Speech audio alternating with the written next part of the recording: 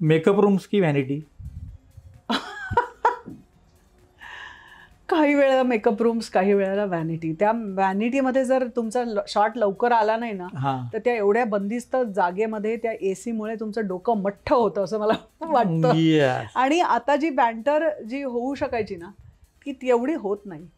म्हणजे व्यावसायिक असतो आपण, पटकन आपल्याला क्रमप्राप्त असतं म्हणून आपण बोलत चालत असतो. पण मी एक छोटी आठवण सांगते सैनिक फिल्मची. सैनिक आम्ही ज्या वेळेला केला होता, there was no such thing as makeup room. अच्छा. हां, एक रूम होती ज्याच्यामध्ये कपडेपटासारखं नाटकाला असतं तसं एक चादर लावलेली होती. त्याच्या मागे जाऊन आम्ही आमचे कपडे बदलायचो. सगळे लोक तिथे उपस्थित असायचे. हे कुठेशी? एक फिल्म सिटी आणि आरे कॉलनीच्या जवळपास कुठेतरी एक बंगलो रेंट केलेला होता आणि 25 दिवस स्ट्रेट आमचं तिथे शूटिंग झालं होतं. आणि जिमी नोरूला त्याचे निर्माते होते. आणि हे सगळे अनुपम, अक्षय, आम्ही सगळे एकाच, रोनित रॉय, एकाच रूम मध्ये बसून आम्ही इतक्या गप्पा मारायचो की काय विचारू नको. आणि आमचा डिरेक्टर सुद्धा इतका गोड माणूस होता. फटाफट संपलेली फिल्म आहे ती.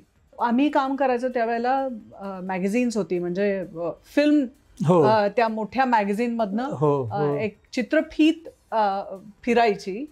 आता काय झालंय, नुसतं एक डिजिटल चिप घातली, त्याच्यात कित्येक टेराबाइट्स फुटेज मावू शकतं.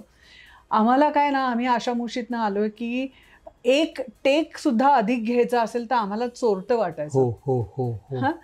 आणि म्हणजे दुसरा टेक असेल तर आम्हालाच लाज वाटायची कलाकार म्हणून, की अरे काय तुला पहिल्या टेकला ओके देता येत नाही, मग तुझी तालीम झाली त्याचा काय अर्थ आहे. तसं आता काही राहिलेलं नाहीये. तुम्हाला हवे तेवढे टेक घ्या. आणि आता दिग्दर्शकाला पण त्यावेळेला एक अंकुश असायचा की तुला जे मांडायचं आहे ते ही फ्रेम आहे आणि ह्याच्यामध्ये मांडायचं आहे. एक्सपेरिमेंट करताना सुद्धा त्यांना खूप धाडस करायला लागायचं. आता काय हे पण घेऊन ठेवूया, ते पण घेऊन ठेवूया, मॉनिटरवर बघूया, मॉनिटरवर बघूया, एडिटरला फोन करून विचारूया हे जुळतंय का सांग, असे बरेच प्रकार चालतात.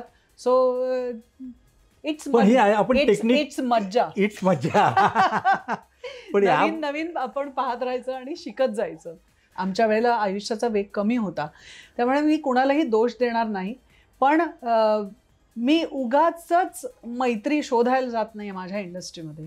मला कायमच माझ्या आयुष्यामध्ये मला माझ्या कुटुंबाचं खूप मोठं महत्त्व माझ्या आयुष्यामध्ये आहे. आणि मी काम करते, मी ह्याला माझा व्यवसाय मानते आणि मी आपल्या घरी जाते आणि तुझी तू असते. आणि अर्थात आता यंग जनरेशनला काय ना, पूर्वी आम्हाला खूप टेन्शन असायचं आणि आम्ही यंग असताना आपण स्वतःत खूप असतो.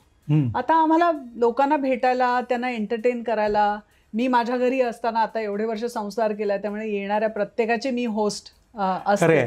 सो त्या होस्टच्या भूमिकेमध्ये मी आता थोडी आलेली आहे. मराठी चित्रपटसृष्टीतील लेटेस्ट अपडेट्स आणि गॉसिपसाठी आमच्या चॅनेलला सबस्क्राईब करा आणि बेल आयकॉन दाबायला विसरू नका.